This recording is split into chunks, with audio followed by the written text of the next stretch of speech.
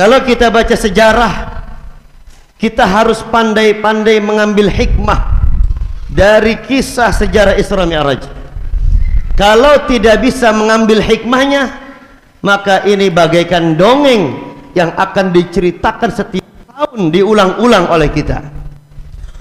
Di antaranya yang kita ingin pahami dari Isra Mi'raj, bahwa ini perjalanan berbeda dengan perjalanan umumnya manusia,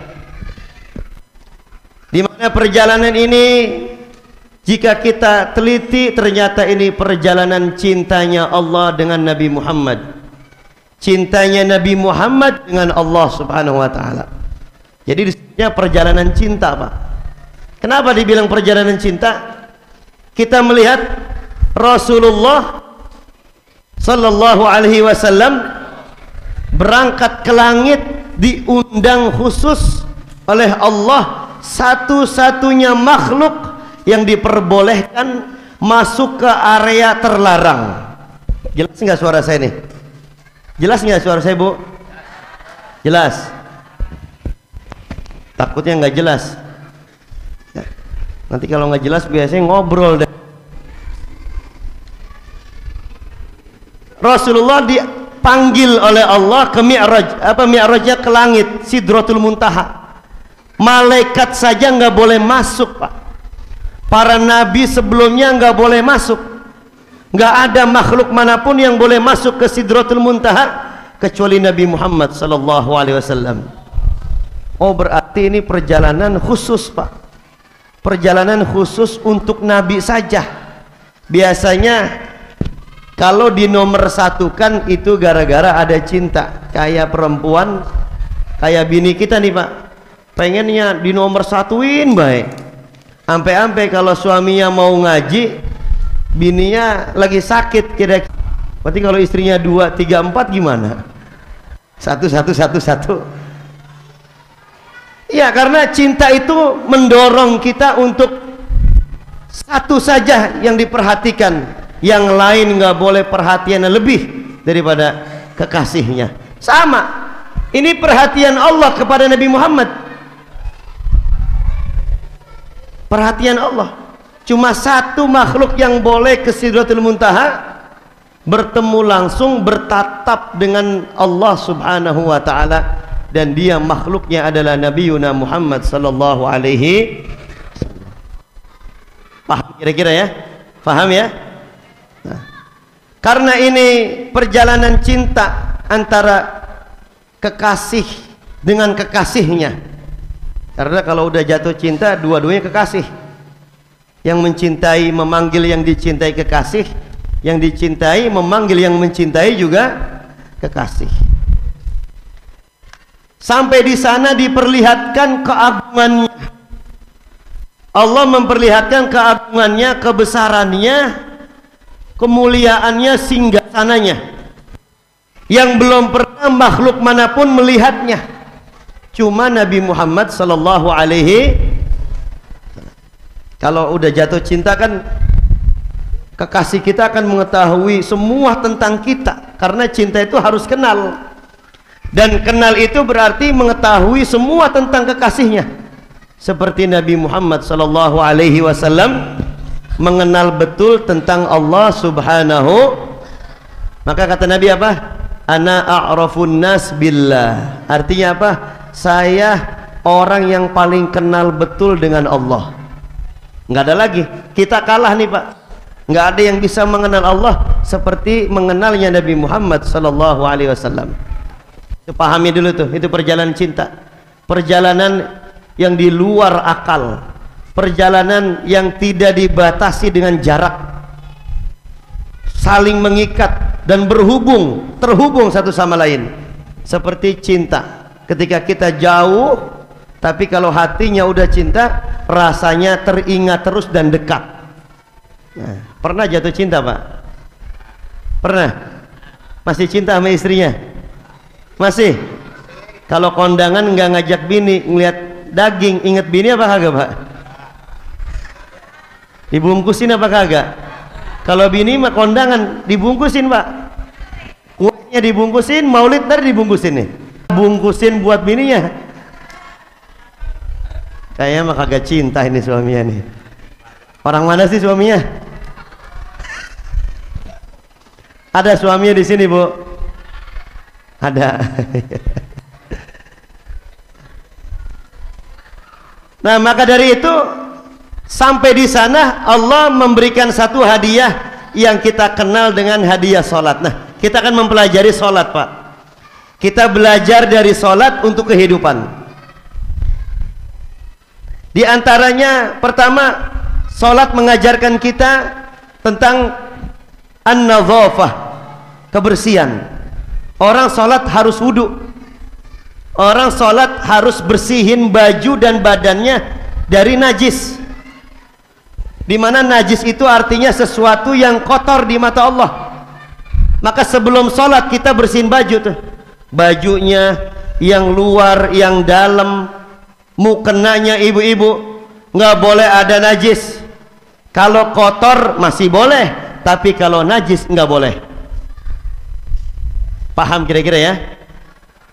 Karena kalau sholat yang suci, yang bersih, pakaian kita, badan kita, sama tempat buat kita sholat harus bersih. Sampai-sampai kalau lagi sholat anak kita lewat nih, kayak anak saya tuh Hamzah, pakai pempes masih. Pas sholat kita gendong, batal sholatnya. Kenapa? Karena ada najis, barangkali dia kencing belum diganti pempesnya, Pak. Tuh, ibu-ibu kalau lagi sholat anaknya gendong, Bu, batal sholatnya, Bu, kalau pakai pempes, khawatir ada najis. Itu kan berarti mengajarkan kepada kita harus menjaga kebersihan. Umat Islam itu dikenalnya umat yang bersih, umat yang bersih. Nih kita disunahkan nih, kumpul-kumpul gini disunahkan mandi dulu tadi. Mandi nggak nih? Mandi ya. Bajunya salin. Oh iya. Sholat juga sama. Kita mau sholat, baju kita kudu bersih, bajunya kudu bagus, bajunya kudu rapih. Nggak mesti mahal, Pak. Yang penting sopan santun.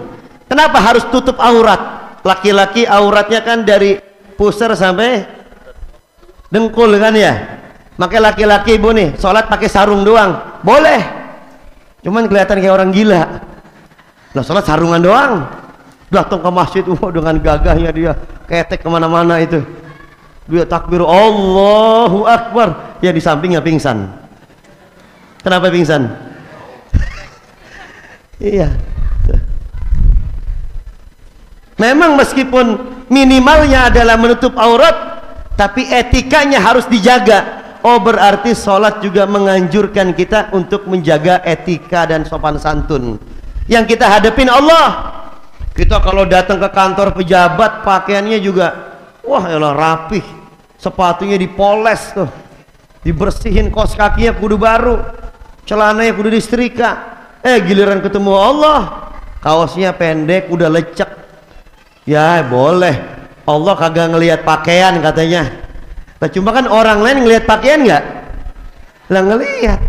Meskipun Allah nggak ngelihat pakaian, tapi kan ada batasan etika, ada adab. Dari sholat kita belajar kalau bertemu orang yang mulia harus berpakaian rapih. Paham kira-kira? Paham? Alhamdulillah. Ini kayak bapak-bapak yang hadir pakaiannya rapi, sopan. Ibu-ibu, wah solehah semua kelihatannya. Tahu benernya mah. Insya Allah ya.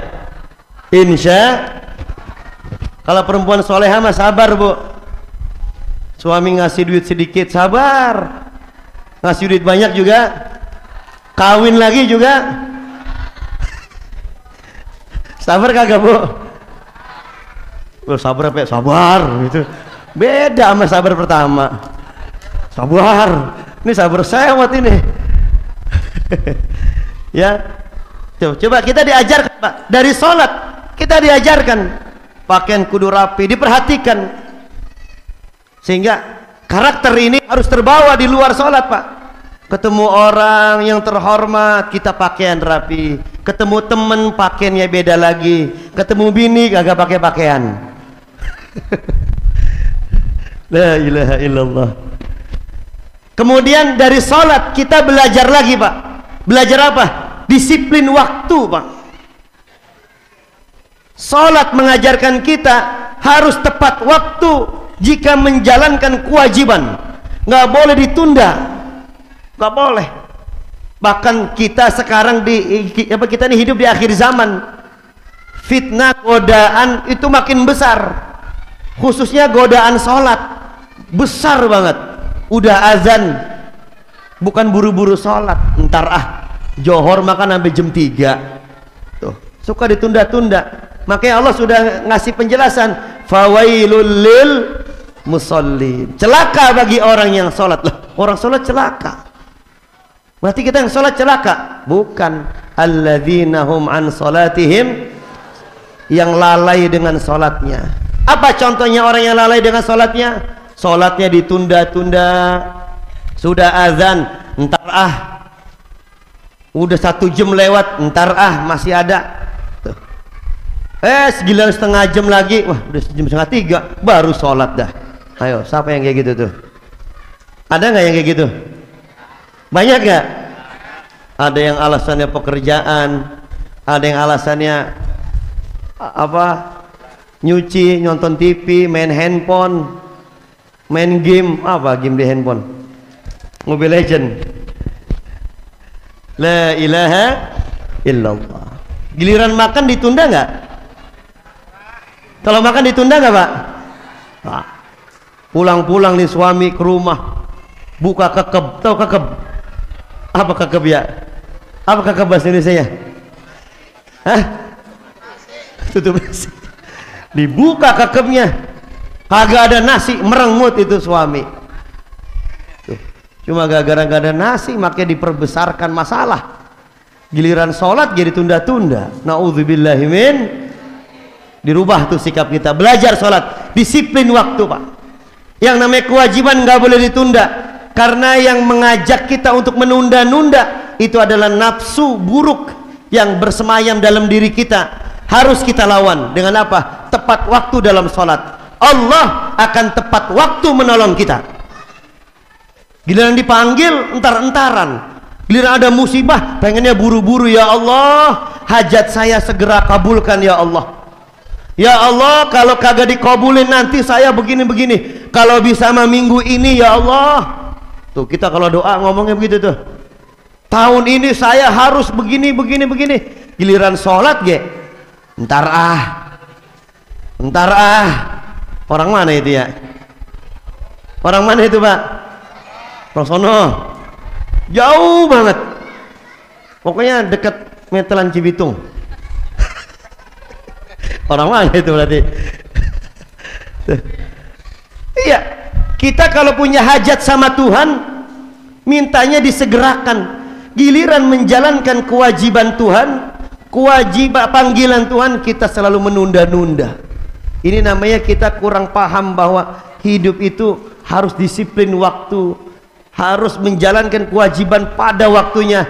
Makanya kata Nabi apa? Amalan yang paling disukai Allah adalah sholat di awal waktu.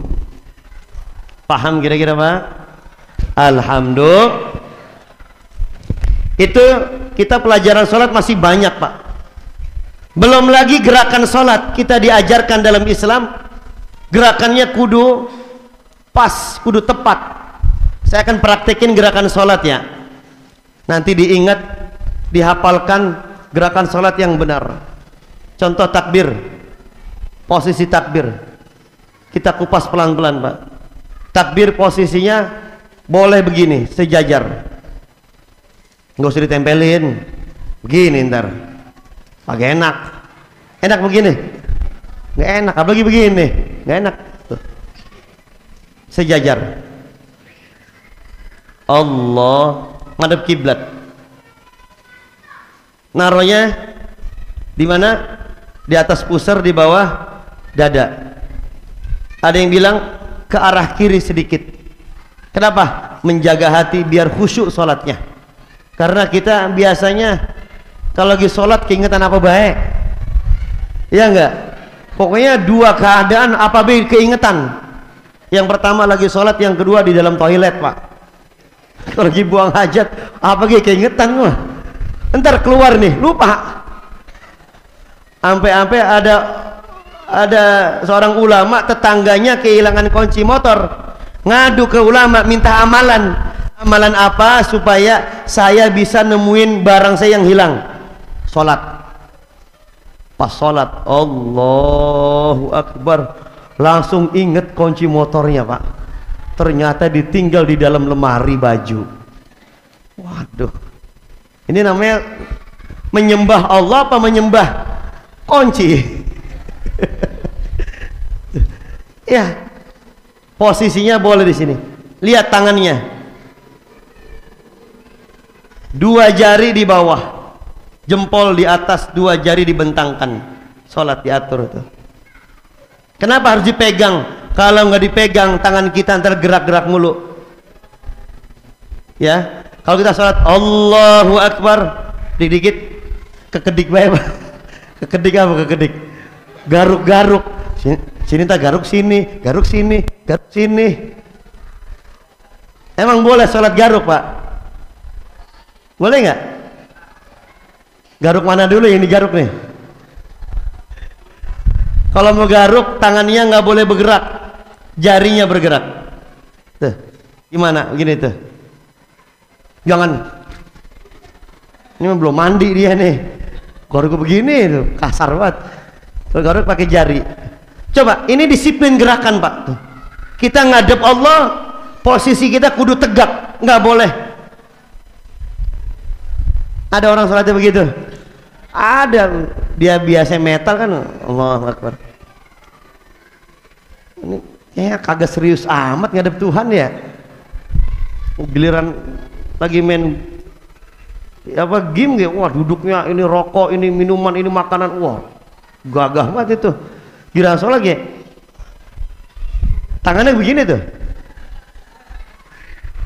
Itu sholat Nabi dapat perintahnya di Sidratul Muntaha, ibadah yang paling penting. Giliran turun ke kita sepelein. Kagak pantas. Sampai-sampai orang tidak akan diterima amalan ibadahnya yang lain kecuali sholatnya diterima terlebih dahulu oleh Allah Subhanahu. Minimal sholatnya dijaga. Makanya kata Nabi, barang siapa yang menjaga sholatnya, maka sholatnya akan menjadi cahaya buat dia di hari kiamat, yang menerangi jalan menuju surganya Allah Subhanahu wa ta'ala. Nanti kita keder tuh, jalan ke surga mana ya jalannya? Jalan ke surga kemana nih? Datang sholat kita, wah terang langsung, oh kesono jalan ke surga, langsung jalan lurus sampai ke surga. Yang sholatnya pelentang-pelentung mah, ini surga mana ya surga? Dia ngeliat, loh terang-terang apa ya? Nyebur, Pak. Kemana? Ke neraka. Nauzubillahimin. Karena kata dia yang terang-terang surga, nggak taunya api lagi berkobar. Dia nyebur ke bawah, udah gak selamat. Tadi ada lagu tentang sepuhan kayu dipukul, dipalu sehari-hari. Itu sebenarnya kisah tentang Rasulullah ketika Isra mau ke Masjidil Aqsa, diperlihatkan ada orang yang palanya digedegin sama dia pakai batu. Wah, pecah. Rasulullah ngeri. Coba kita ngelihat orang palanya diadu deh sama batu, Pak, sampai pecah, Pak, bukan berdarah, pecah. Nabi kaget, ini siapa ini? Apa kata Nabi? Ini yang keberatan untuk sholat. Tuh, naudzubillahimin. Makanya kalau kita kan pala ini, Pak, sumber dari badan ini. Ini pala yang bikin akal-akalan biar kagak sholat. Ini pala yang mikir gimana biar kagak ngaji. Ini pala yang mikir gimana biar kagak ke masjid, kagak hadir ini, kagak. Pokoknya berbuat baik ditunda gara-gara ada di sini nih. Akhirnya palanya tuh yang keberatan digedegin dewek dah. Siapa yang gede? Kita. Naudzubillahimin. Mau digedegin di palu, Pak? Mau? Nggak mau. Makanya jaga sholatnya. Kalau sudah azan jangan ditunda-tunda. Paham kira-kira Bapak Ibu? Alhamdulillah. Maka dijaga gerakan sholat, harus rapih. Ini sholat kita akan diterima sama Allah. Tuh, diri Kita harus betul-betul jejak menjalankan perintah Allah, nggak boleh ragu-ragu, harus yakin dan harus tepat waktu dan sesuai yang diperintahkan oleh Allah. Lihat tangannya begini, kakinya kudu lurus Pak. Mohon maaf nih, saya praktek nih. Ada orang sholat kakinya begini nih, tuh. Kelihatan kagak? Ya, sholat kaki begini. Ada yang begini lebar-lebar banget, komplit amat. Udah tuh sejadahnya segini, gua kakinya lewat sejadah, ngalas itu. Ya, nggak boleh tuh. Lihat kaki kita seukuran tubuh kita. Ya kalau tubuhnya gede dia bisa begini nggak apa-apa kan, tubuhnya gede. Karena orang akan nempelnya di sini. Contoh sini.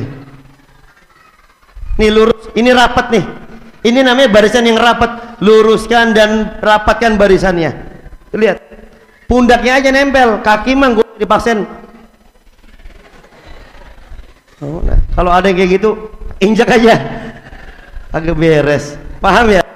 Iya, kita paham disuruh rapat. Yang rapat itu nggak perlu kakinya. Kalau orang badannya begini kan gede, bawahnya kecil, lah dia kudu begini dulu tuh. Lah ilok sholat kagak nyaman. Sholat mah kudu nyaman. Sholat itu rohah kata Nabi. Sholat itu ketenteraman jiwa. Sholat itu ketenangan jiwa. Jadi ketika sholat kita harus nyaman. Nggak boleh sholat keberatan ini, keberatan, nggak boleh. Sholatnya kita jaga, kaki kita lurusin, tumitnya kita lurusin dengan tumit teman-teman kita yang di kanan, yang di kiri. Ini seperti apa? Ini seperti kerja tim. Kita semua pengen masuk surga bareng-bareng. Ayo sholatnya rapih. Seperti seorang pemimpin harus punya tim yang membantu dia.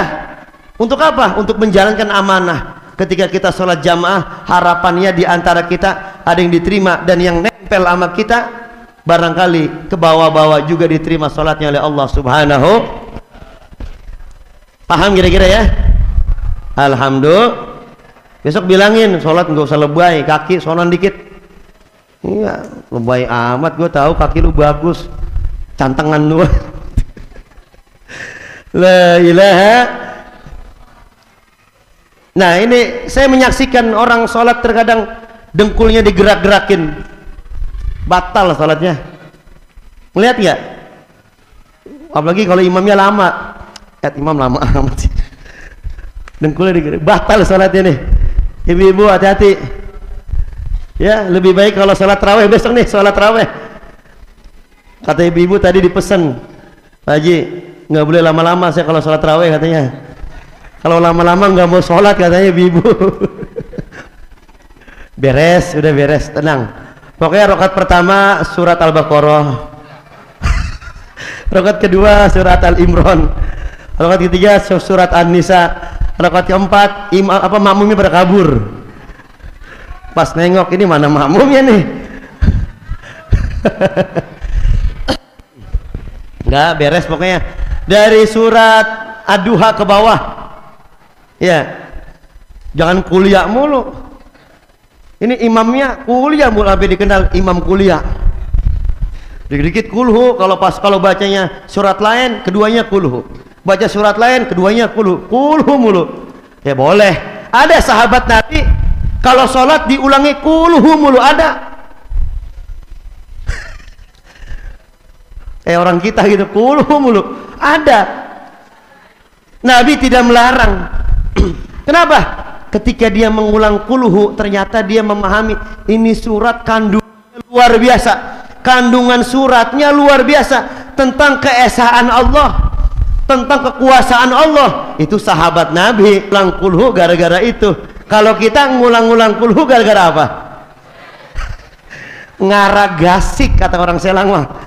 Apa ngaragasik ya? Supaya pengen cepet. Nih orang yang hadir paham kan ya bahasa Selang ya? Ngaragasik tuh. Pengen buru-buru jadinya kulhu, boleh diputer kulhu. Umpama kaset udah pada kusut itu Pak. Ya boleh, tenang aja. Mau mesen saya kulhu nggak apa-apa. Rendah hati. Makin rendah hati, orang pinter, orang bener itu orang yang rendah hati, kagak sombong dengan ilmunya dan kagak sombong dengan perbuatan baiknya. Orang yang mulia di sisi Allah, mukmin yang makbul, diterima sama Allah. Dari bahasanya dia tidak merendahkan orang, dari sudut pandangan matanya dia tidak merendahkan orang, dari sikapnya tidak merendahkan orang lain. Itulah orang yang kenal Allah Subhanahu wa ta'ala. Paham ya? Ini belum bahas puasa nih, baru bahas sholat. Tadi kata Abi baru bahas sholat tuh, masih banyak lagi. Maka dari itu hadiah dari Isra dan Mi'raj itu adalah sholat, ibadah yang tidak boleh disepelekan, ibadah yang gak boleh kita abaikan, ibadah yang gak boleh kita tunda, ibadah yang gak boleh kita permainkan. Kita jaga. Insya Allah kalau sholat kita diterima, ibadah kita yang lain yang mudah-mudahan diterima oleh Allah Subhanahu wa ta'ala.